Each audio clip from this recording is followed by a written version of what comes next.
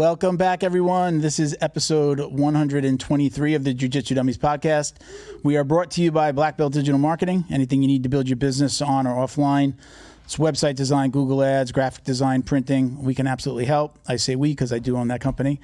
Check us out at Black Belt Digital Marketing on Instagram or our website, bbdigitalmarketing.com. You can request a free review of your online presence today.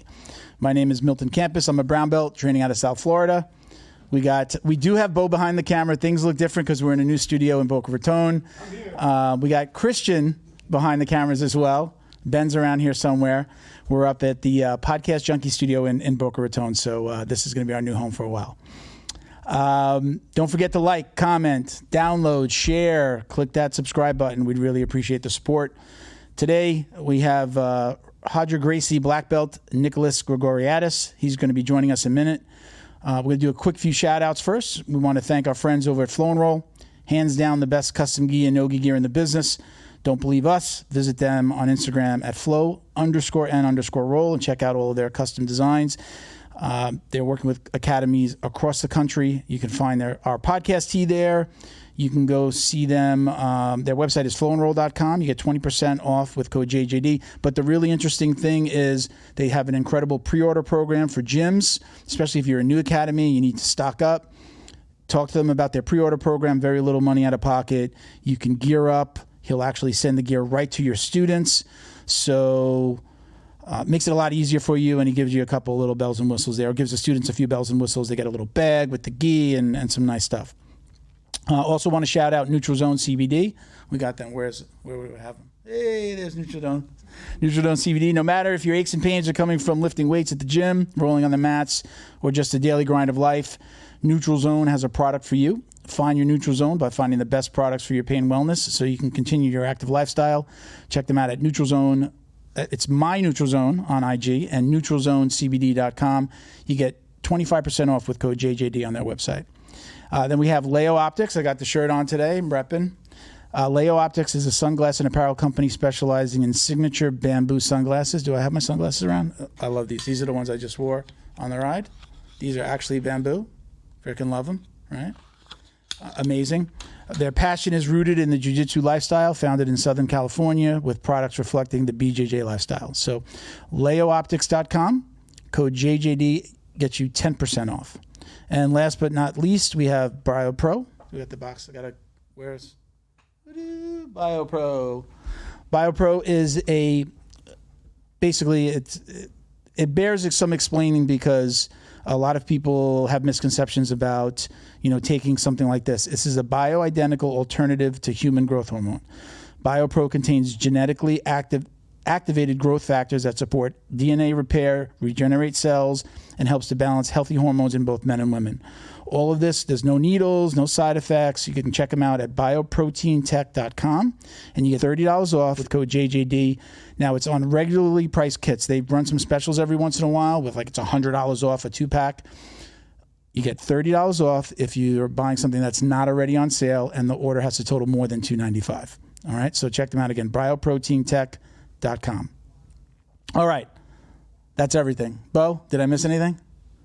No, we're good? We're good. All right, let's get Nicholas in here. Let's do this. Hey, Nicholas, how you doing? Hey, buddy, I'm good. So let's tell everybody why you're in the car first, if you don't mind. Oh, yeah. So, last night I locked myself out of my apartment. Locking myself out is it's a bit harsh on me, to be honest, because what happened is my apartment door, it can only be locked with the key. So you can't really lock yourself out, if you know what I mean. You can't really just close the door and be like, oh shit, I'm locked out. But I put the key in and turned the key and locked it, and then the key broke off. I don't know if that's ever happened to you, but so it was late last night. I was on my way to my girlfriend's house when this happened, and there were no. I called the mobile locksmith at my girlfriend's house in Santa Monica, and he came over and he said, I don't have this kind of key, so I can't fix it. And anyway, long story short, after this podcast, I'm going to the locksmith to get this sorted out. But yeah, I'm in the car on the phone, so I take full responsibility if the audio visual on my side is not good. It's nothing to do with Milton. He's a true professional, and he gave me lots of warning, and he wanted me to have a proper mic, and like, yeah. So You're fine, man. That, to the audience and you're fine, man. We've been here before. The sound is good, the picture's good. I think we're okay, so don't worry about it. Okay. So let's dive in a little bit. Let's. We can't just glaze over the fact that you are Roger Gracie's very first black belt, right? I think that's probably the thing that most people know right off the bat about you, correct? Yeah, and I'm happy to talk about that. But before we go on, I just have to get this out. We can't glaze over the fact that you actually look a lot like Joe Rogan. I'm sure people have told you that before. No. Me? Yeah. No way. No, same kind of vibe. Yeah. Oh, without do I? The cap, no, because I see you've got hair, but like just the face structure and the body type, and behind the mic. I take that as a compliment. Look like, right? Yeah, it definitely is. I'm a little bit taller than him though, just a little bit. But go ahead, tell us about that journey. Yeah, man. I got my black belt. Jeez, man, it's been a while now. I think it was 2008. So what is that? 14 years ago, 15 years ago. Yeah. And it was one of those things that I don't know, Milton, if you're the same, but I'm at the point now where I realize that looking at my life, looking at the rearview mirror, I see everything just happened the way it was supposed to, and I can see God's influence in that series of events. And yeah, it's just a great adventure. I was very blessed, very lucky. I worked very hard. It was just a confluence of factors that allowed me to train with Roger and get my belt from him. And yeah, it was truly a great adventure. So you started out, you are originally from South Africa, correct? Yeah, I grew up right at the tip of South Africa in a place called Cape Town. Okay. And I'd done a little bit of martial arts out there, a little bit of no-gi grappling, some boxing, quite a lot of judo when I was a younger kid.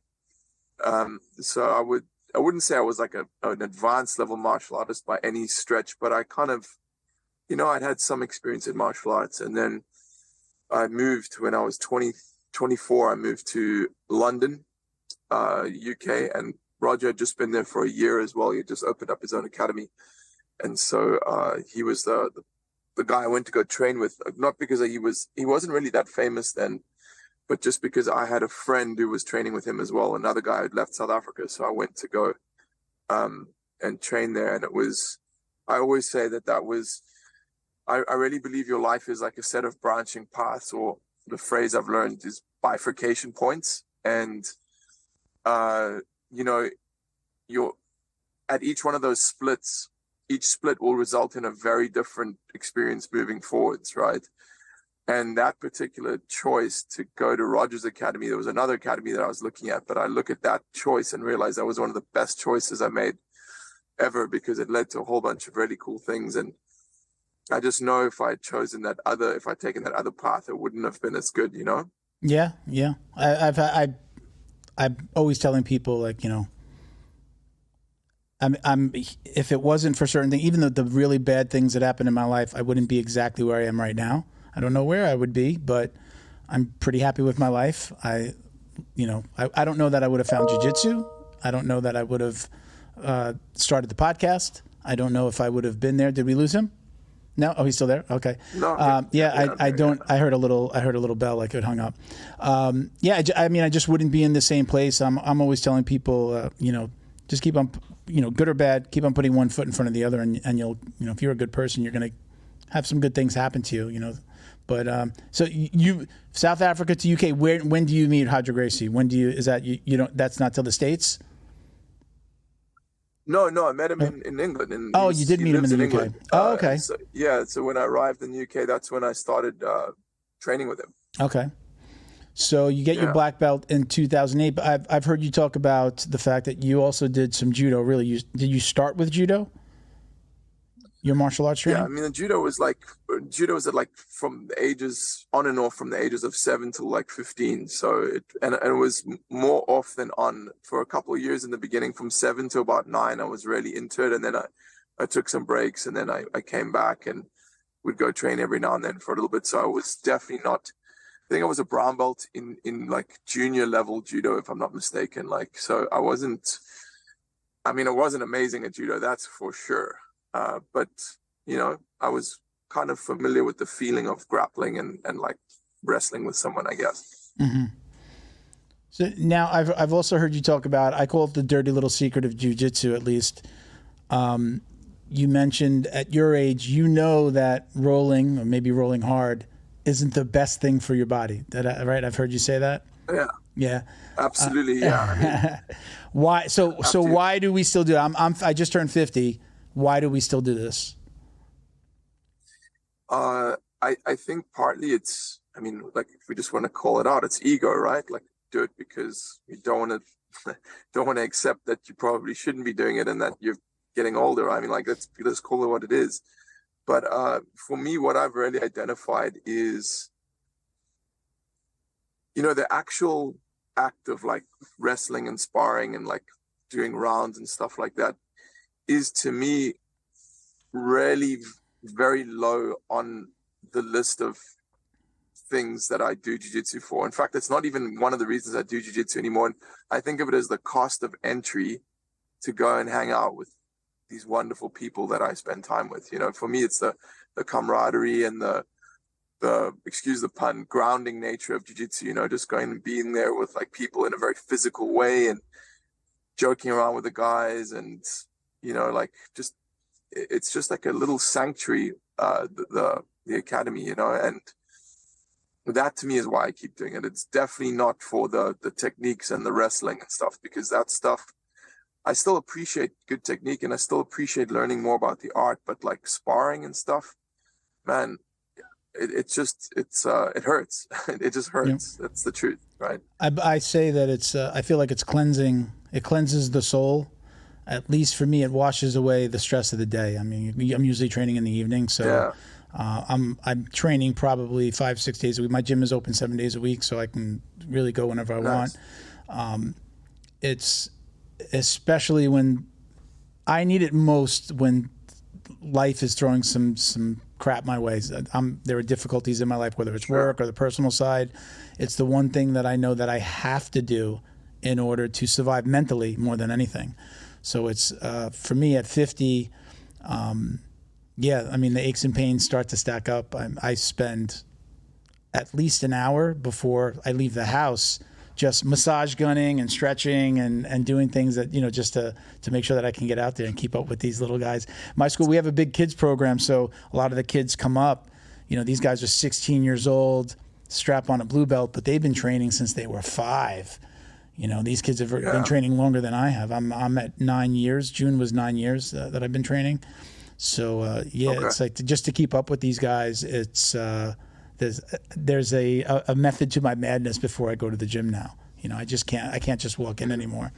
I'll throw out my back pretty much. Yeah, it's the back, right? The lower back. I think that the nature of jiu-jitsu, like, to be honest, the rest of my body's in great shape. I don't have knee issues. I don't have shoulder issues. I don't really have neck issues. It's just the lower back. Like, I find that the nature of that constant flexion from the guard position, especially when people are like driving into your guard and pushing down on your hips, right, or pushing down on your legs, it causes a lot of flexion in the lumbar part of the spine. And to me, it's not really the warm-up that is that important. It's the post-training stretching I've found that makes all the difference. If I don't stretch my lower back and like stretch out and undo all that compression that's happened in the session, then invariably, like, I get a lot of tension and stiffness in the lower back right after my body cools down, and even more the next morning, you know. Has there ever been a time that you've said, I think I should quit, I need to stop? Even at the lower belts, not just now. At the lower belts, no, but like recently I was teaching a seminar in, where is it, North Carolina, and I just taught another seminar in Delaware the day before, and then I was catching a flight to North Carolina, and that flight was canceled. So I had to take an early morning flight, and basically, got off that flight, and then literally my host picked me up and took me straight to the gym to teach this other seminar. And then at the end of the seminar, this young brown belt wanted to roll, and I was like, stupidly ego. I was like, okay, let's roll.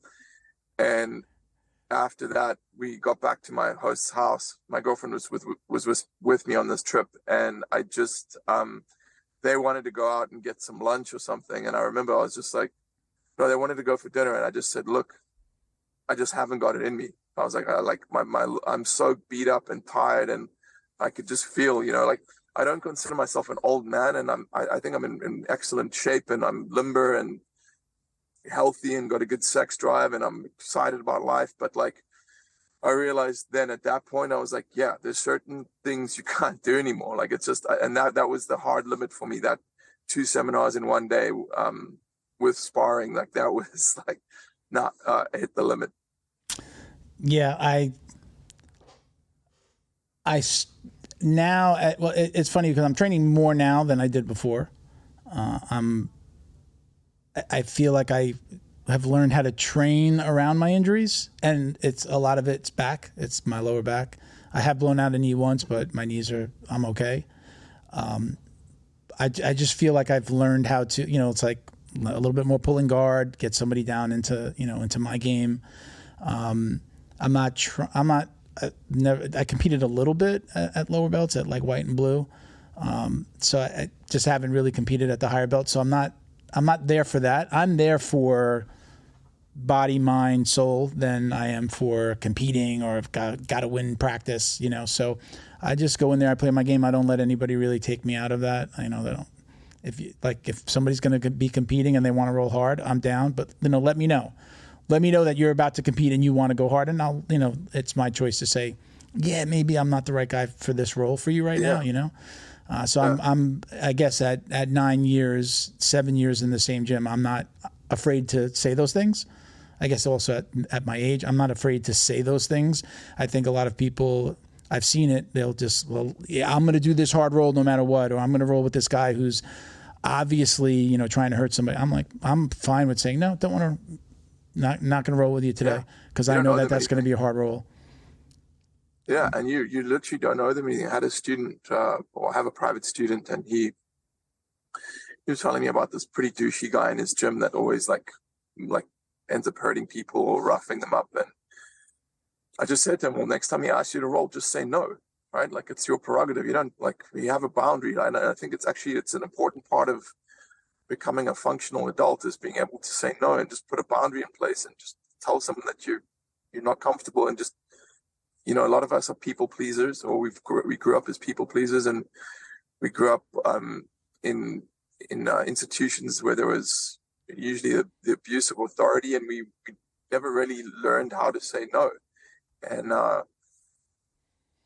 think it's two-part. It's that sometimes a lot of us don't say no because we're too nice, but then a lot of the times it's also we don't say no because, coming around to that thing I mentioned earlier, it's ego, right? You think you can still hang with the 17-year-old purple belt or whatever. And the truth is, man, like, you might be able to at our age. You might be able to give that kid a run. But the issue is, it's the price that you pay, right, afterwards. Like, and to me, I'm really at the point where that price is just not worth paying, man. Like, it's just, I don't think. There's another issue in the jiu-jitsu community. There's this weird, like, idea that, like, yeah, I'm in pain and my body's falling apart, but like, I just duct tape myself up with like bandages, and then I push through and I get back on the mat. And it's not intelligent, man. It's not intelligent, and it comes from fear. It's this like need to prove yourself or need to show that you're a real man and a tough guy. And that never comes from a good place. That always comes from a place of fear or inadequacy. And I'm not claiming I'm not guilty of this. I've done this many, many, many times. But I'm finally at the point where I've realized it's not intelligent, and I don't need the approval, and I'm just not going to do that anymore. I refuse. Yeah, I left because I used to train with a guy. He doesn't really come around anymore. He was a purple belt, and he would walk in. He had every joint is wrapped, fingers taped up. Like I would call him a mummy. He'd look like a mummy. He'd come onto the mat with like spats on, no gi, again, knee pads, everything, elbow pads, knee pads, fingers all taped up. And I was everything. And if you rolled with him, it was like everything hurt. It's always a noise or like, oh, can't do that. For people that are in that situation, again, like you said, not afraid to say no. I'm at my heaviest, I was like low 240s. I'm in the 220s right now. I have people say no to me every day. I have guys that just like walk away. Like, that you make that eye contact, between rolls, like who's next, who wants to roll. At brown belt, I let people choose me. Like, I guess there's like the old school, don't ask a higher belt to train. I don't know if that's just a black belt thing, or is it like, white belt shouldn't be asking a blue belt or a white shouldn't be asking a purple. I almost never ask anybody to roll. I let them come to me. And a lot of that is because of size and my weight. I'm in pretty decent shape for a guy that's walking around in the 220s, but I feel I want them to want to roll with me. I don't want somebody to be like, this guy's going to beat me up. But I call myself I'm a gentle giant. I'm gonna, like, if you're lighter than me or less experienced, I'm going to pull guard. I'm going to let you work. I know how to do this now. I can check my ego at the door, and I know, let me, I don't have to beat everybody up, and I don't have to win every round or submit you 20 times during a round.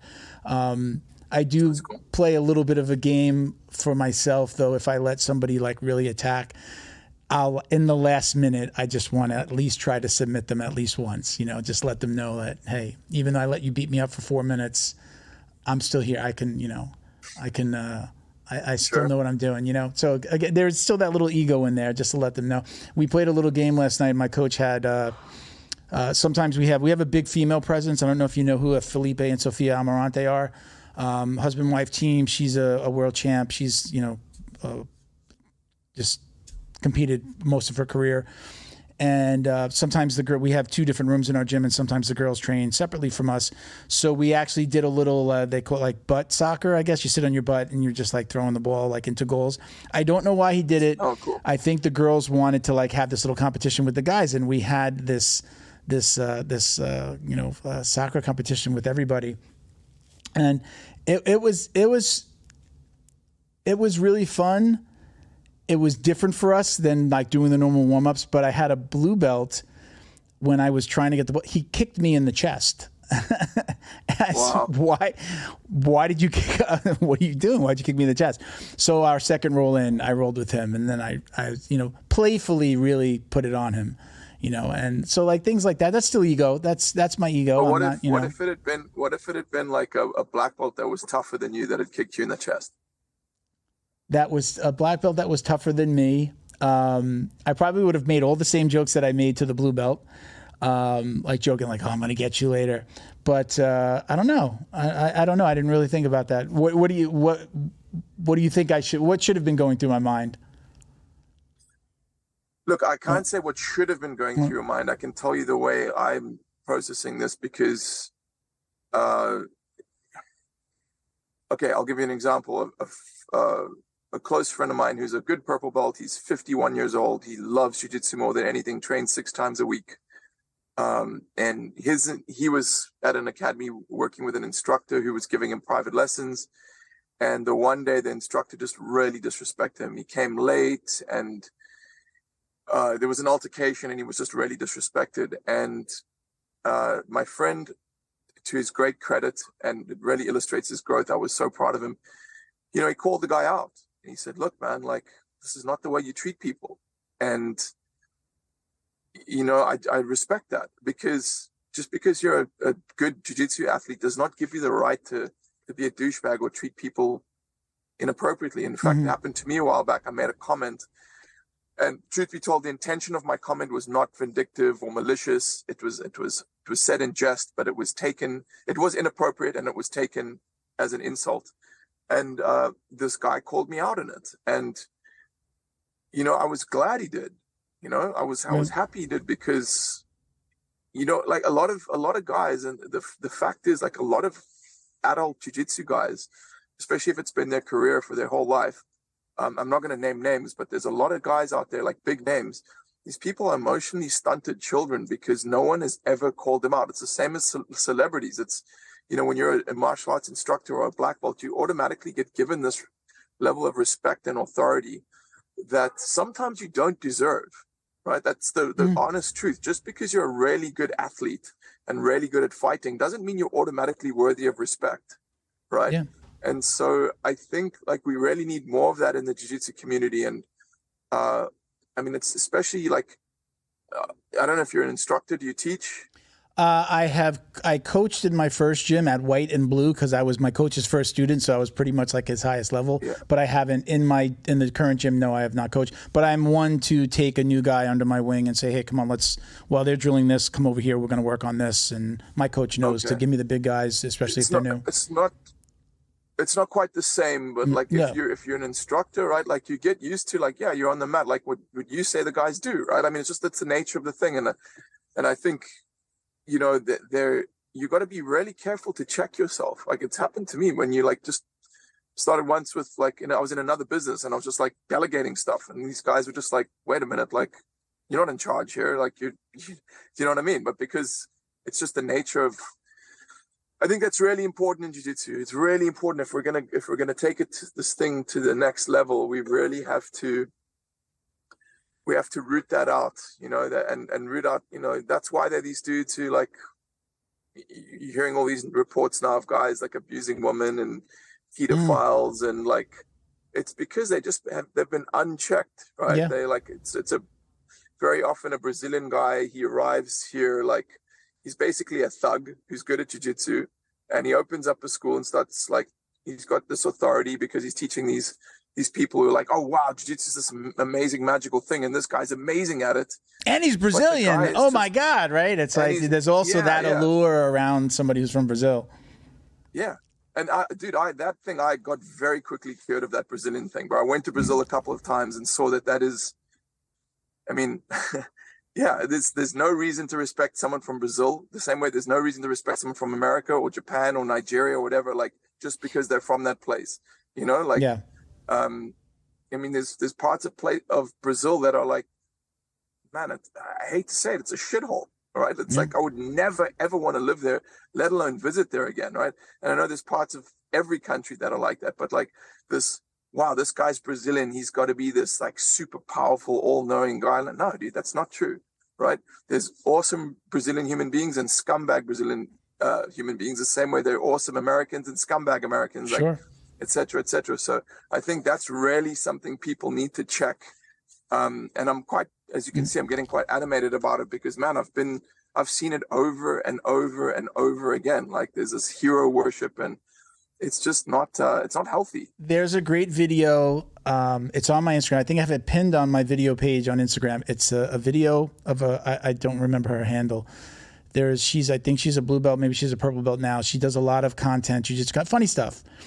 And she does one where there's a voiceover of two men arguing. It sounds like maybe it's like a courtroom scene and the judge is trying to tell, right? So they're just fighting back and forth. But on the screen, it's showing Brazilian and American jiu-jitsu, like there are two people arguing for Brazilian and American jiu-jitsu. But then she cuts away. It's all her. It's her in different outfits and different gis. But when it cuts away, it's like it's Australian and the UK and like all the other countries. So like there's this battle of American and Brazilians, right? This whole like American jiu-jitsu, or is it Brazilian jiu-jitsu, or is it just jiu-jitsu? And then there's all these other countries, like there's all these other countries that nobody else is having this argument. It's this argument between like the Americans and the Brazilians about just jiu-jitsu. It's really funny. Again, if you go to our at Jiu-Jitsu Dummies page on Instagram, cool. Yeah, it's hilarious. It is my favorite video of all time. Again, I've reposted it a couple times and I've pinned it. It's hers. It's not ours. Giving her credit, but it's a funny argument. It's funny that you say that because I think that, again, there is this hero worship that's already around a black belt, right? It's automatically, let me say it this way. We've had a lot of guests come on that say, just because you're a black belt doesn't mean you're a good person. And just because you're a black belt doesn't necessarily mean you know how to teach. Thank you to Neutral Zone CBD, a combat family-owned company that supports athletes and the people who love them. Neutral Zone strives to deliver clean CBD products for sports recovery in gummies, lotions, balms, roll-ons, and more. After a competition, a hard rolling session, or a tough day on the job, Neutral Zone has a product designed to help you reduce inflammation, increase cell rejuvenation, and may even help with aging joints. Visit NeutralZoneCBD.com and get 25% off your order with code JJD. And follow them on Instagram too, at MyNeutralZone. Special thank you to the crew over at Flow and Roll for all their support. Flow and Roll is renowned for their incredible no-gi rash guards, shorts, and leggings. Flow and Roll has quickly become the premier custom apparel provider for academies big and small throughout the United States. Reach out today to discuss your custom order and ask about their incredible pre-order program. You can send an email to flowandroll@gmail.com or visit their Instagram at flow_n_roll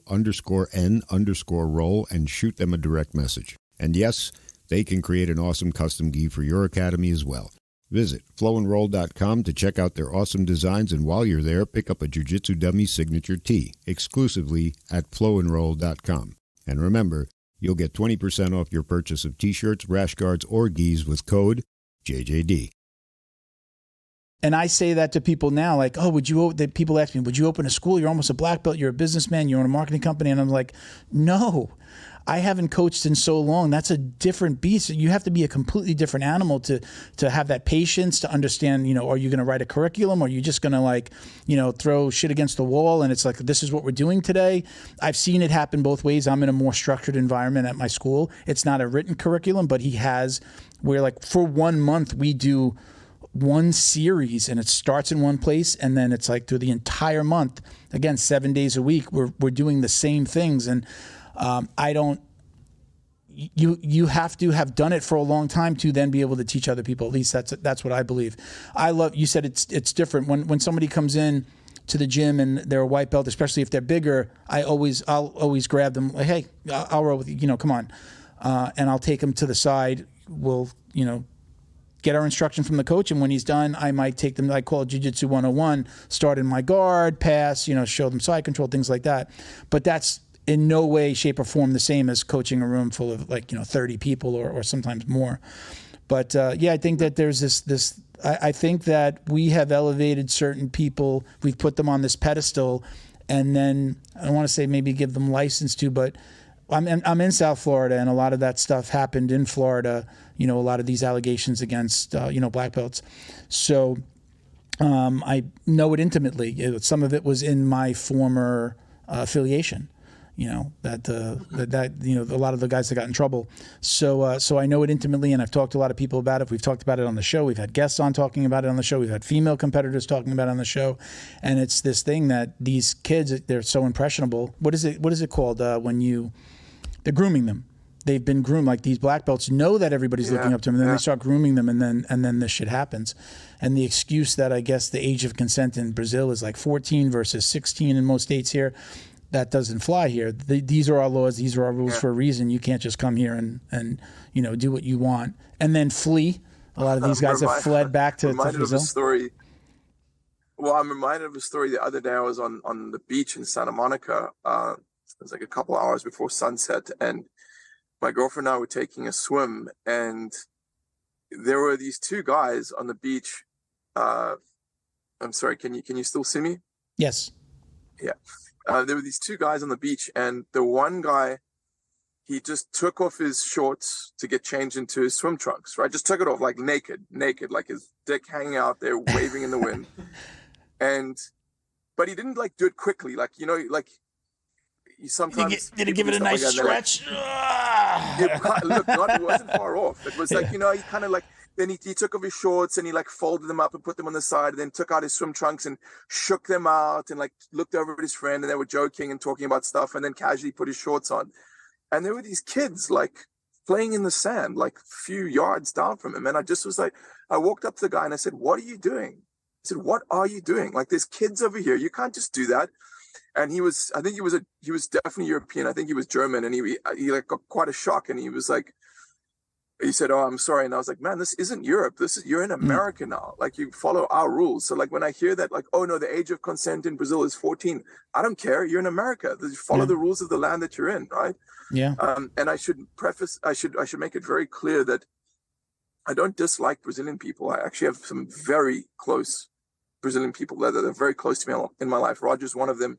Roger's one of the best human beings I know. Truly one of the best human beings I know.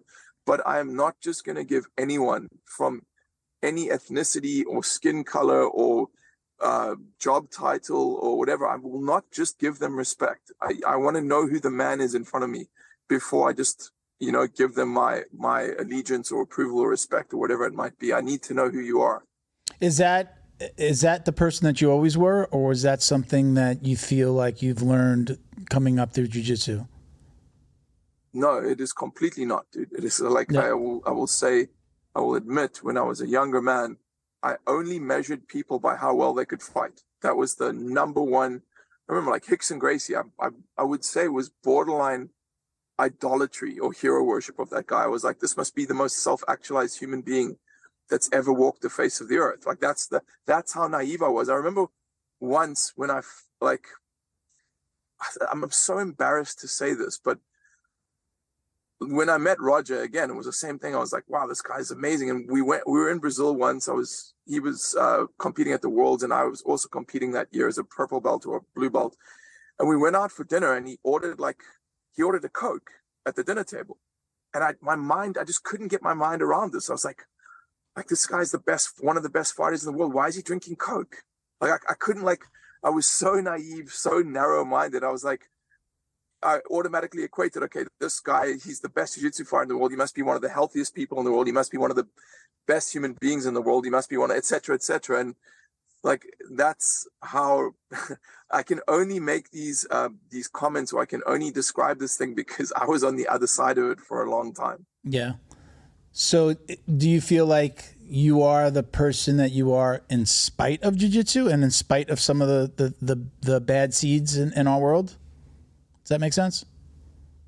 Do I feel that I'm the person I'm in spite of jiu-jitsu? Bro, I'll tell you straight up, it's been a double-edged sword. Jiu-jitsu it helped me in many ways, but it also stunted me in many ways because, again, it was that same thing. A lot of people just would look up to me and respect me because, I was good at jiu-jitsu and I was a good teacher and I got my black belt quickly and blah, blah, blah. And the truth is, I was incredibly undeveloped in other areas and childlike in other areas and bit of a dick in other ways, Mm-hmm. I had to be humbled by life over the next, I had a black belt for 15 years and man, life has kicked my ass. Yeah. It's shown me very clearly, through divorce, through other very difficult experiences I've had. It's shown me man, you're not as cool as you thought you were, right? You're not as good of a person as you thought you were. It's been very difficult, man. So I would answer that, Milton, by saying it's been a double-edged sword. Yeah. Has jiu-jitsu, I would expect, like it has for me, it's got helped get me through those difficult times. It's been the one refuge, right? It's been the place that I've gone to if I'm sitting at home feeling under the weather, if I'm sitting at home feeling a certain way about my relationship, jiu-jitsu is where I go to, like I said it before, feel like it's cleansing of the soul, at least for that couple of hours, for the time that I step on the mat to even a few hours after, it's just washed it away. I run my own company. I haven't really talked about this. I am just in the final stages of getting divorced myself, and it's been tough, but jiu-jitsu is where I've gone. It's where I've pushed myself to go there because it made me feel better. The camaraderie, the time after, rolling when we're in the parking lot, getting in our cars and my buddies are asking me hey, how's everything going? I need that. If it wasn't for that, I don't know if I would have made it through as easily. Even doing this, coming to jiu-jitsu, speaking to, my co-host Miguel, who you didn't get to meet today, or Bo, my producer, it's the thing that got me through. So even though this is a different part of jiu-jitsu, this is because of jiu-jitsu. I wouldn't be here if it wasn't for jiu-jitsu, but this is, this hour, 2 hours that I spend, talking about jiu-jitsu is cleansing for me. Yeah, it's cool. When you were talking about that, first of all, I appreciate everything you've said, and I can relate to pretty much everything you just said. Especially the I like the cleansing of the soul. I like that kind of imagery. But someone said at a black belt promotion at our academy a while back, he said, jiu-jitsu is the longest relationship he's ever had. And but I realized, it's the longest relationship I've ever had as well. Well, that's not technically true. I've had a lot of childhood friends that I'm still close with, but it's definitely like it's longer than pretty much any romantic relationship I've ever had. And I always say the mat, it's always there. Like if you look back at your life since you started jiu-jitsu, like everyone's life has ups and downs and trials and tribulations and successes and failures, but it was always there. I could always just go to the jiu-jitsu mat and, like, even if I didn't roll, I could just go see the guys, right, and just instantly feel better. And that's something. It's one of the reasons jiu-jitsu is so popular, is because that particular thing is so lacking in our world, and it's becoming scarcer and scarcer. This community and real connection between humans, because we're all working from home, or many people are working from home, and people are always distracted because they're playing on their phones, and there's so many like calls for our attention. And then you have this thing where, you go into this room and you're with people for an hour or 90 minutes or whatever it is. You're with people, you're touching them, talking to them, learning with them. It's an incredibly sacred thing.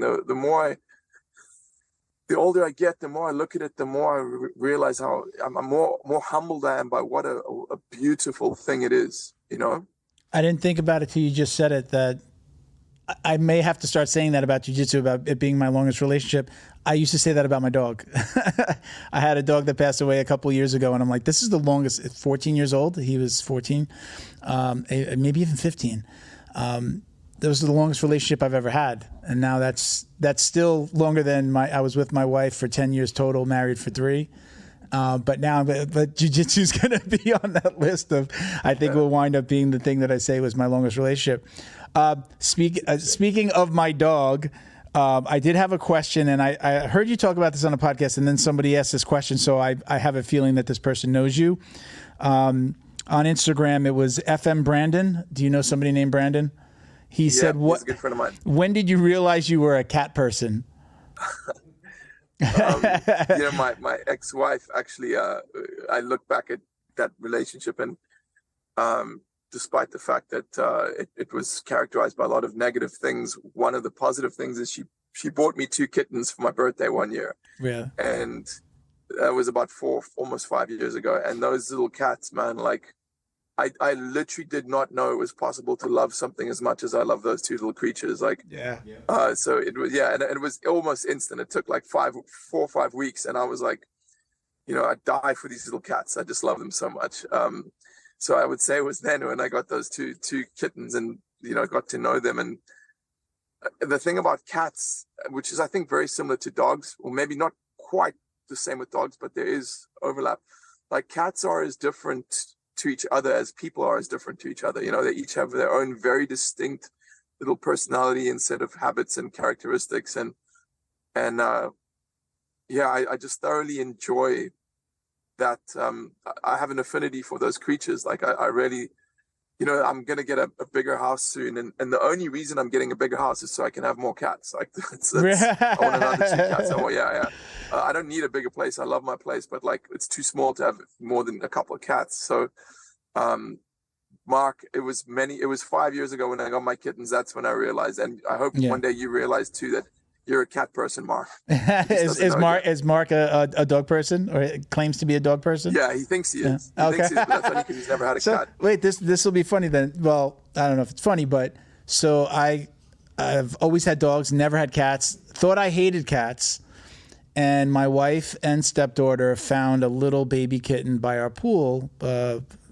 We had a townhouse for a little while before we moved, and my wife comes running upstairs. She's like, "We found a cat by the pool." And I'm like, "Don't bring it inside." I'm like thinking fleas, and a cat. When you say cat, I'm thinking a bigger cat. I go downstairs, this kitten fit in the palm of my hand. And I was just like, I fell in love instantly. And I had my dog Then we had the kitten. My dog passed away. We still had the cat until I actually just moved this last weekend. Like we've separated and just moved out of the house this weekend. So now I've actually been in the house, and every once in a while, like I'll see something off to the side, and in my mind, I'm just thinking like the cat's coming in the room, and it's not. I don't have the cat. She has the cat. But I am right now in this debate. Do I get a dog? I'm going to get an animal. Do I get a dog or do I get a cat? Dog. I'm in an apartment. I've got to go down and walk. Here. Go ahead. I'm pulling jiu-jitsu rank, and I don't want to say I'm ordering you. I'm strongly urging you to go down and get not one cat, but two cats. Oh, two cats. I heard a long time ago. Yeah. I read this many years ago. It said, if you're going to get a kitten, get two, because it's twice the fun and no more hassle. And that really is true. I mean, if you're going to clean one litter box with one cat or two cats, it doesn't really make much of a difference. And they will keep each other company, and it's much better for both of them. And double your fun, bro. So I'm really excited to know the names and the personalities of the two cats when you get them. I'm leaning towards cat because being in an apartment, it's, you've got to walk. So I had a small dog. I had a little lap dog. It was a Yorkie. So he was really easy. When I lived in a house or I lived in an apartment, it was easy. Take him out the back. Needs only a little bit of grass. Didn't need to run around a lot. When I was in an apartment, I had like the pee pads his whole life, or pee pads on the balcony, and let him out on the balcony and he'd do his business. And that was real super easy. So that was, in my mind, as easy as a cat. I would like to get a bigger dog, so you're not going to have your bigger dog, shit on a pad in an apartment or even on the balcony. Yeah. So I've been leaning towards the cats because they're so much easier. Like they take care of themselves. They give you a little bit of love when they want to give you love, and then that's it's just easier maintenance. And I feel like I want a bigger dog, but I think it's unfair to have a bigger dog in an apartment. I just think they need to run around. It's almost unfair. I think it's actually like borders on cruel when you have a bigger dog in an apartment, and all they do is just lay around and wait for you to take them out. And what do most people do? They take them out for a walk a couple times a day, and that's it. And it's just a walk. It's not like that. Let them run and let them be free and let them play with other dogs. I'm sure people are out there that take them to dog parks. I don't know that I have that time though. I'm running two businesses. The marketing company and this podcast is a business for us. I've been leaning towards the cats, but now you're saying two cats. Now I'm like, oh boy, am I going to have two cats? I know you'll do the right thing, Milton. I know you will. I've always thought of that. Well, help me out with this then. So this is good. I'm getting some not just jiu-jitsu instruction here, but in my mind, I feel this is no offense to you. I say this first. In my mind, I'm like, okay, I'm single. And I have always thought that it was weird when a guy has cats. Christian is behind the screen over here. One of the producers is nodding his head yes. I've always thought, I'm like, I'm going to be a guy. You hear that, like the jokes about the cat woman, like a cat person, a woman that has In my mind, I'm thinking, I'm going to be a guy with one cat. Now I have two cats because you're telling me I have to get two cats. I thought it was weird. I mean, you were divorced? The cats came from your wife or your newer girlfriend? No, from my ex-wife. From your ex-wife. She got the cats for me. So you keep those cats? Those cats you kept after the divorce? Okay. I kept my cats. 100%. So then you start dating. No one's taking my cats from me. So then you start dating. I cleaned up, man, and I cleaned up, and it was partly because of cats, bro. Like people, really? Look, dude, I could not give a flying continental, whatever, what people think of me. I really care less. There are certain things I care about, which is how people perceive the services that I offer. Like, do they feel that they've been fulfilled when they come to a jiu-jitsu class? Do they feel I've treated them with respect and everything? But with regards to my lifestyle and who I am and how I present myself, I do not care. And if someone, it's like these guys that, like, in America, it's quite a thing. Like, dudes are like, there's some guys who are like, yeah, if you don't drive a truck, you're not a man, or like, yeah, man's got to have a dog. Like, I mean, that's so. Man's best friend, right? We've said that's what we say in this country. I don't know if they say it in other countries, right? Sure. A dog is a man's best friend. They do say it in other countries, but like, man, if someone, man or woman, judges me because I have two cats and I love them and look after them and that's my thing, like I really, really like, I want that person filtered out of my life. Like I don't want those types of people in my life. Like that to me is so myopic. It's so insecure. It's so like anti-masculine, to be honest. Like some of the most, man, my business partner, this guy is the most masculine dude I know, right? Like he was the high school quarterback. He owns more guns than like a small African country. He is a third-degree black belt. He's a black belt level boxing. When he walks in the room, he's got a presence. He's a proper man, and he's got 2 cats. Right? Like that is just, you got to get over that. Sorry, brother. No. I'm glad. I'm glad that I'm here. I didn't know that we were going to talk about this today. Well, I knew about the cat person. I wasn't sure that I was going to ask it. I'm like, what is this cat person? But then I did hear a podcast that you were on where you talked about it as well. Yeah, I don't know. I guess I've been talking. I guess I've been talking myself into it. So now the question is, rescue. Right, that's like the best way to do it is try to rescue. I think that's rescue, but like get them when they're kittens, man, so that you can really like domesticate them and like have them bond with you. Like that's my look. I'm not telling you what to do. I'm just telling you what I would do if I were you. And I'm super excited to hear about them. You see what he's doing, right? He's like he's already I have those cats already. He's putting that in my mind. I like it. Yeah. I did have one other question for you, but before we do that, let's talk a little bit about your school. Now, if you could take us back for a minute, you helped start a larger affiliation, but now you have a new affiliation. Is that right?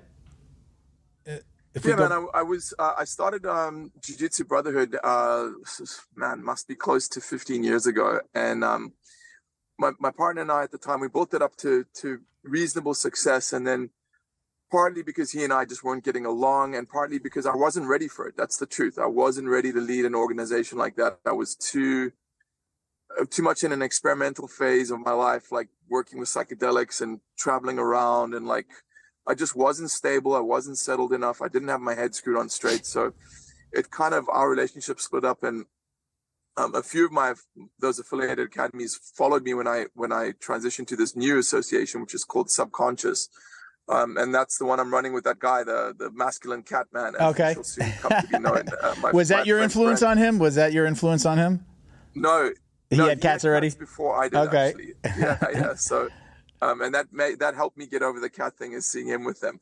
And so now we've just signed up our 19th affiliated academy. And, I'm fully committed to it, and I'm having a lot of fun growing the association and realizing it requires a whole different level of skills that I'm having to learn on the fly. And jiu-jitsu's given me so much, man. Like it really has. It's given, on balance, it's given me, I can't even quantify how much it's improved my life. And now the association is largely about giving back. And also, I've got a yoga teacher, and she said, she's older and she's just started her own yoga place. And she said, like, she's now realized she's at the age when she's been involved in yoga long enough that she's now a steward of yoga. She's become a stewardess of yoga, right? Like, and I think I'm now getting to the age where I realize like I'm one of the stewards of like the art moving forwards now. Like I've got to raise my game as an instructor, as a leader, as a human being. I've got to like get better, right? And because I'm not a competitor anymore. I'm not that young, tough guy. I'm just not, man. I'm just not the man I used to be. I'm not that animal anymore, right? And that's okay, because this next phase is actually rewarding and challenging in its own right, So, yeah, I'm sorry, I'm rambling a little bit. No. Yeah, I answered your question. No, I appreciate that, and I wanted to. You're leading me to, again. You're going to be helping me out again, not just on cats, but let's talk about yoga a little bit. I've done a little bit here and there over my time in jiu-jitsu and martial arts, and I kind of have just some basic stretches that I do that are yoga-based stretches.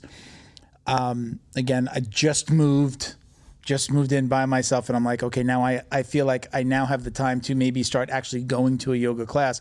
How important is yoga to you? I would assume that you're using it more for for recovery or just basic maintenance? Was it something that you always did? Was it something that came about because of jiu-jitsu? Well, I started yoga at 30, and I think maybe a little bit early, maybe it was 29, and I really went nuts on it, dude. I mean, I was just going sometimes twice a day, 5 days a week, and Wow. And then I did that for a few years, and then I got distracted by something. I can't remember what it was. Like I think it was when I moved to America, or there was something happened, and I just stopped doing regular yoga classes. And I would always still dabble with yoga and stretch a little bit, and I knew enough to, like, do a little bit of yoga on my own. But it was only recently this year when my back was just getting really, like, it was giving me a lot of trouble, and I said I got to do something about this. So I started going back to yoga classes, and I forgot, like, or I remembered when I went back to these classes, I remembered just what an incredible tool this is for rehabilitation, but also it's like such a preventative tool, right? Like, if you're doing yoga properly, it actually strengthens you. It doesn't just stretch you. It's not like everyone just thinks, oh, yoga is about stretching, but it's not. Yoga is about developing, like, internal core strength and teaching your body how to move in like, or how to repattern your movements in more healthy ways. Because the fact is, Milton, a lot of people are not going to want to hear this, but jiu-jitsu is not good for your body. It's just not. It's good for your mind, and it's good for your spirit to, as you said, like, go sweat and cleanse yourself spiritually, and talk to the guys, and it's excellent for all those things, but it is not good for your body. That's it's sure, you'll perspire a little bit, and there may be elements of it that you could argue are physiologically beneficial, but on the whole, it's not good for your body. It's a repetitive strain injury, right? Or it's just a repetitive series of movements that are, and if you really think about the nature of jiu-jitsu, you've got someone trying to twist you or bend you into a direction where your body is vulnerable and prone to injury right up until that point, right? So you stiffen and like contort and learn to defend yourself against that, and it creates a lot of imbalances in the body, right? And it creates a lot of inflexibility as well.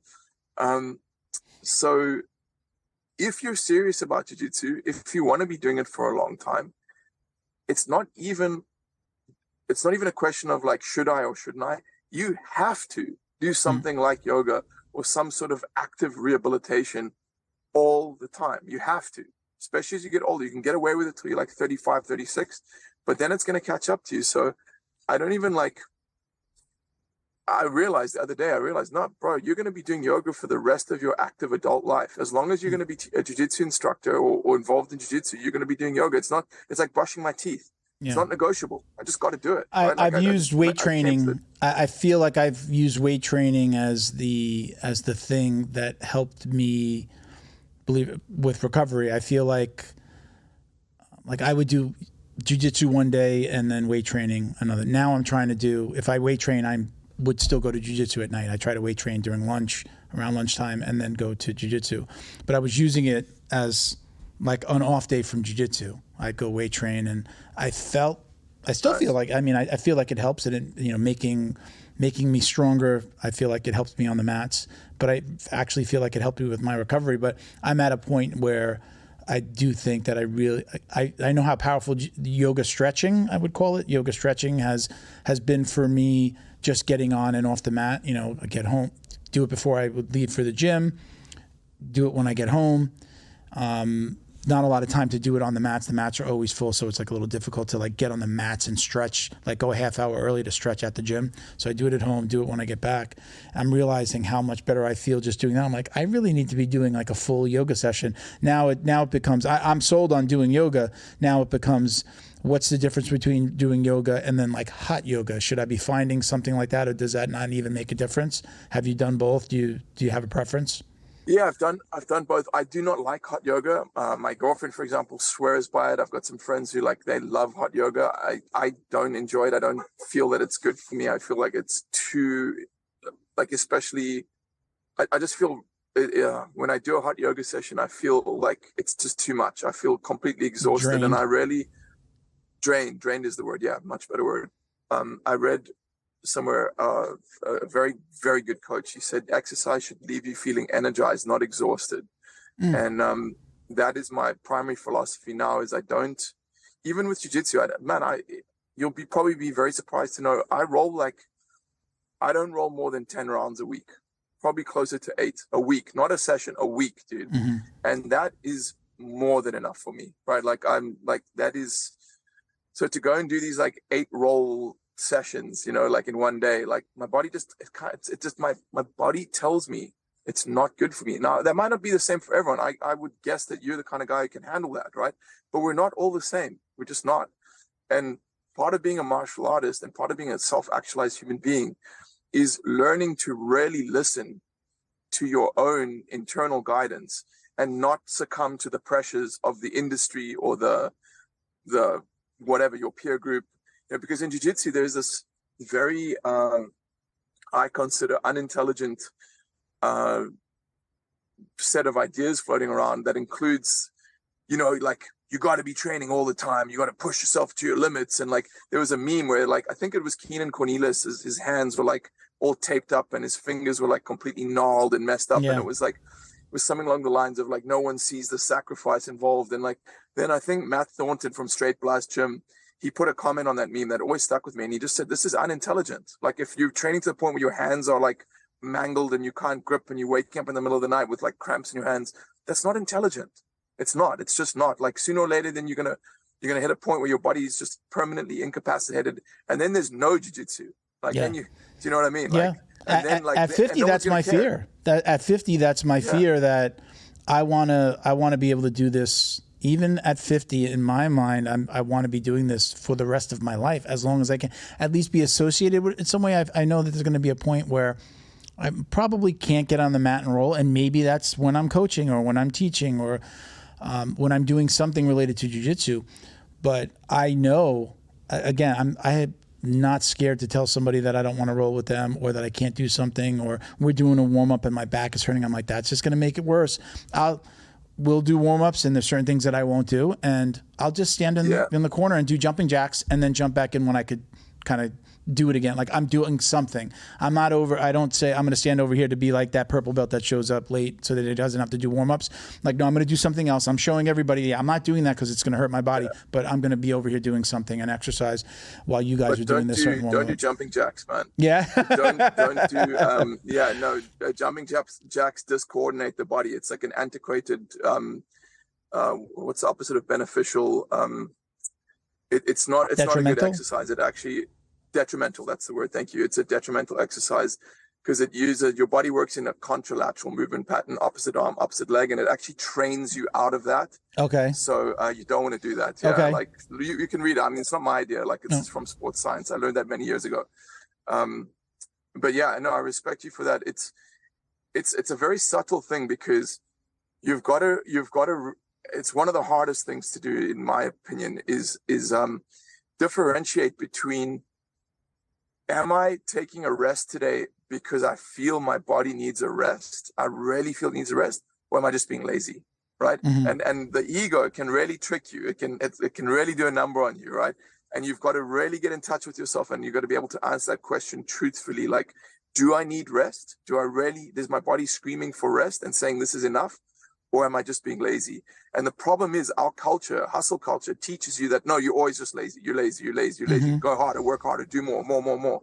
And that is just as detrimental as doing too little. It's just as detrimental. I just had that happen to me. That was my argument. That was my internal, what you just described, what I went through yesterday. I moved, got my apartment keys on Friday, and I started moving stuff out of storage myself. Did it all by myself. No furniture. I got rid of everything, just kept all my personal stuff. But Friday to Sunday, I was moving, and it was to, second floor apartment, elevator, long walks, second floor of the storage facility, the whole nine, back and forth. And on Monday, my body was shot. And I had that, am I being lazy or do I really need a break? And in my mind, I joke with my coach. I say, he's on my shoulder going, he says this thing, it's a choice, to get to jiu-jitsu or not. It's a choice. You either choose to come or you don't. But he's getting in our head. So I joke with him, but that little guy was on my coach, Professor Felipe, was on my shoulder telling me, get to class. So I went to class. Yeah. And I'm glad I did, But I know yesterday I needed a break. So much so, like, I got a really good night's sleep last night, and I feel so much better today. But after that session, I was just like, why did I do this? I just shouldn't have been there. But it was, I guess. You sound like a slacker to me, bro. It's yeah. I'm always on. I tell people. I interviewed a guy a couple of episodes ago. Said it's the first time somebody made me feel like I'm being lazy, because I think I'm one of the busiest people that I know. And when I meet somebody that's like, wow, you're actually busy. He's a flight instructor. He owns a gym. He runs something for like a course for police officers and gun control and all this. And I'm just like, when do you have to, what does your wife say about all this? My wife was arguing with me just because I had a podcast in the business, and you've got all of these things going on. I'm like, how do you have time in the day? But I'm probably the busiest person that I know, because for me, in a good way, jiu-jitsu is like part of my business now. It is. I named my company Black Belt Digital Marketing because of jiu-jitsu. I have the podcast, and if I don't train, how can I come on here and talk about it? I love jiu-jitsu. Jiu-jitsu, it's my passion. But now it's like, sometimes I tell them, like, you have to go to jiu-jitsu. You have to be better at jiu-jitsu so that you can continue to do what you're doing and talk about it and provide advice and ask for advice and have these amazing guests on and things like that. So there's that little part for me as well. And the closer I get to black belt, for me, besides life throwing me a couple of curveballs recently, I want to earn the black belt. I don't want to get a black belt because, oh, well, you've been a brown belt for 2 years. I earn it because I've earned it. I want to know that I belong there. That's me saying it to myself. Nobody's saying that to me. That's my internal dialogue. I really want to earn it. I don't want anybody to be like, 3-day-a-week guy for 2 years, you get a black belt. Is that real? Like, are you really a black belt? I want to be. I'm here every day. I'm here 5-6 days a week. I just want to earn it. That's just the way that my dialogue is going right now. It hasn't always been like that. I've been a 2- and 3-day-a-week guy throughout my my jiu-jitsu career, but now I'm just like, not that there's a desire for the belt. I just want to know when it actually happens, that I've in my own mind that I got it because I deserved it and I put in the time, not because time has passed. I'm being that, again, 2- or 3-day guy, because there are people that happens to. I don't know. What's your take on promotions, and is it like time or time on the mat? Do you recognize one or both, or is it just like an individual decision with each student? It's you can't just say it's performance based, because there's some guys, they start jiu-jitsu at 40, they're unathletic. Like, and those guys are going to get better, but they're never going to be great. They're still going to lose to the strong white belt wrestler, 21-year-old kid that comes in. And what am I going to do? Just never promote the guy? Like, as long as he's coming and he's learning and he's open, like, you got to use your discretion, right? Like, there's a lot of 3-day-a-week guys that, if it's going to take longer. Sure, you might take 15 years instead of 8, but I don't think that you need to have a certain like level of being able to tap everyone in the gym or like compete. I think that's nonsense, dude, and it's okay. It's not necessary in my opinion. Yeah. All right, so Nick, we're gonna start to wrap things up. I'm gonna go through the final questions. We call this the drill down. We usually have a better sound effect. My producer usually does it, but since we're in the new studio, I did it. So, okay. So these are common questions. You saw that we put out posts for questions every time we have a guest on. These are common questions that we get. So we've just kind of put them all in. And this is evolved over time. So quick answers. You can elaborate. Feel free. This is not a speed round. So first question, preference, gi or no gi? Gi. Takedown or pull guard? Takedown. Music during rolling, yes or no? Music, yes. What's your preference? What's your go-to? Music during rolling. No, but I mean with style of music, artist. Like progressive house or progressive trance, electronic music for sure. Yeah. Do you get a lot of pushback from students on that? I know in my gym sometimes we do. Like, what's this going? I love it though, actually. So just. Yeah, I don't actually get much pushback. No. because I think they've got to the point where they understand it doesn't matter. Like when it comes to the music, I'll take feedback on pretty much anything. Yeah. But man, I'm like when we're rolling and I'm running the class, that's what we're listening to. Gotcha. Now, are you someone that watches a lot of jiu-jitsu when you're not on the mats? You like Almost zero. Zero, really? So it's like leave it at the office? I mean, like if there's a position I know I'm lacking in and I need to learn it, then I will go and study it. But I don't just put on jiu-jitsu to watch for fun. So like fight to wins, WNOs, that kind of stuff. Zero. You're not interested? How about like the UFC? Yeah. Are you do you like watching fights? UFC, I do like. I enjoy the spectacle of the fights. I don't enjoy the kind of the energy it's starting to attract and the energy it's starting to like project. It's like it's turning into thuggery in my opinion. Like and it's starting to like play out like kind of reality TV with a lot of drama and name calling and that element of it I do not appreciate. I do not respect. But the athleticism and the skill of the combatants is just, I mean, it's at a level that I never even thought it could, I never imagined it could get this good. So you're talking about like the Conor McGregors of the world, kind of? I didn't mean to interrupt you, I'm sorry. Like the Conor, like that style? But, that kind of energy is not something I respect. Like I'm more of a GSP type guy, you know, like that's what I respect. So I would assume that you have that same feeling obviously about jiu-jitsu and like, you know, the Gordons of the world and this craziness that surrounds him with this back and forth.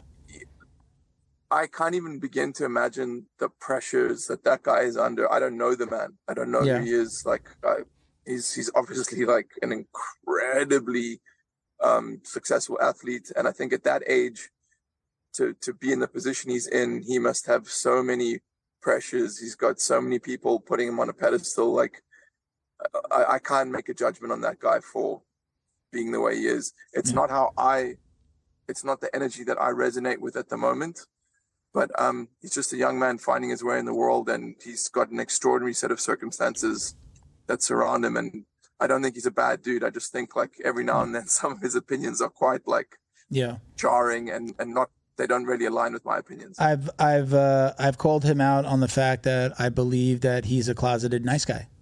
He's actually a really nice guy. When you hear people meeting him that have met him, like he's a super nice guy. They've gone to his seminars or they've trained with him. Everybody says he's nice. It's this. I feel like it's almost like Colby Covington in the UFC. Like he felt like he had to be the bad guy to get attention.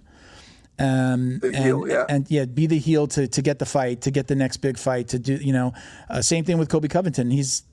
You talk to people that know him, he said all that shit about Brazilians when he was in Brazil, and then, he comes back and these guys are like, it's not, he doesn't think like that. That's not him. It's a show. It's a character that he's putting on. I don't really love it, but with those two in particular, once you hear and you peek behind the curtain a little bit, you're like, all right, it's just show. It's just like, WWE. So I don't love it either though. It's not my preference to watch them or hear them talk that way. I love to see them perform. Love to watch them fight, both of them, but I don't love the theatrics. So next question here. What is your ultimate goal? What do you want your legacy to be in the world of jiu-jitsu? Wow, I've never been asked that question. This is a thinker. This is usually a thinker. Yeah, that is quite an intense one. I'll say it this way. How would you like to be remembered? How do you want people to remember you? Authentic. Okay. That's a good answer. Yeah. Thank you. Now, this is the big one. This is a pretty serious question that we ask here on the podcast. Is it about cats? No. Do you or do you not wash your jiu-jitsu belt? Wow, that is damn. I'm gonna plead the controversy. This usually leads to a lot of controversy. Actually, no. I'm not one of those guys who I'll never wash my belt, but I generally don't wash it. Truth be told. Okay. Yeah. It's not because of the mojo washing out your mojo. You just don't wash it. No, it's not. Okay. It's just like I find they degrade really quickly when you wash them, and I've got a really nice belt, like with the embroidered stripes, and it's and I kind of don't want to mess it up. Truth be told. Okay, I'm a belt washer. I'm not so attached to the sorry, belt. I gotta go, dude. I gotta go. Oh, he's messing with me. I was going to say, I've never been one that's attached to the belt. I've always had, when I was a blue belt, my coach gave me a belt, but he encouraged me. He's actually told me, like, go buy this belt. It's a really good belt. It was by, I don't know if they're still around, DOM. It was a really good belt. It was thick, and it was so much thicker that it didn't come, it didn't untie as much. Just the way that it was built, and they might still be around. So I've always wound up having two belts. I have a sponsor that gives me a belt. Coach gave me a belt, and then the sponsor gives me a belt with my name embroidered on it. So I've worn both. So I just throw them in the wash and wash them. And then when we started doing the podcast, people would we had Wagner Rocha on, and he sitting right next to me, like, I felt like he almost scolded me, like, "You're not supposed to be washing your belt. Are you crazy? Well, why would you wash your belt?" And I didn't get funny. His take on it was, you're making it appear that you've been on the mats longer, right? Your coach is looking at that, saying that it's worn because you're washing it, not because you trained. But I'm like, but I have two belts. Like, I literally have one that's like a brighter, newer brown, and then I have the one that's older. And but I've never looked at it until he said that. Then I was just like, I'm going to be on it. I started washing them less. Yeah. I spray them a little bit more now with other stuff. We have a sponsor called Neutral Zone Clean, so I'll spray it with their spray, or maybe I'll Lysol it. Sure. I do feel that I probably have a little bit more attachment to the belt, to a black belt. If and when that happens, I feel like I would probably have a little bit more attachment to that belt that my coach gives me at black belt, because it's kind of probably like at my age. That's the last belt. That's the last belt promotion I'm going to get, barring stripes. Right? For sure. Yeah. Thank you to Feito IT and AV, specializing in commercial and residential automation, security cameras, CCTV, POS, and more. Check them out at feitoitav.com or call 305-428-2515 and let them know the dummy sent you. Thank you to Neutral Zone CBD, a combat family-owned company that supports athletes and the people who love them. Neutral Zone strives to deliver clean CBD products for sports recovery in gummies, lotions, balms, roll-ons, and more. After a competition, a hard rolling session, or a tough day on the job, Neutral Zone has a product designed to help you reduce inflammation, increase cell rejuvenation, and may even help with aging joints. Visit NeutralZoneCBD.com and get 25% off your order with code JJD. And follow them on Instagram too, at MyNeutralZone. Special thank you to the crew over at Flow and Roll for all their support. Flow and Roll is renowned for their incredible no-gi rash guards, shorts, and leggings. Flow and Roll has quickly become the premier custom apparel provider for academies big and small throughout the United States. Reach out today to discuss your custom order and ask about their incredible pre-order program. You can send an email to flowandroll@gmail.com or visit their Instagram at flow_n_roll and shoot them a direct message. And yes, they can create an awesome custom gi for your academy as well. Visit flowandroll.com to check out their awesome designs, and while you're there, pick up a Jiu-Jitsu Dummy signature tee exclusively at flowandroll.com. And remember, you'll get 20% off your purchase of t-shirts, rash guards, or gis with code JJD. Only time will tell if you're going to disrespect your black belt the way you disrespected your other belts. All right. You know what? We're going to leave it right there. Listen, let me give you a moment. Do you have, let's mention your gym. Tell everybody where it is. If you have any shout outs that you want to make, anybody you're working with, or sponsors, companies you work with, now's your time. Yeah, man. Thank you. Thank you for the opportunity, Milton. It's been a really fun conversation. I've thoroughly enjoyed chatting with you. Thank you. Man, I'm always available. Like I'm an open book. If anyone wants to reach out and contact me, I'm always around.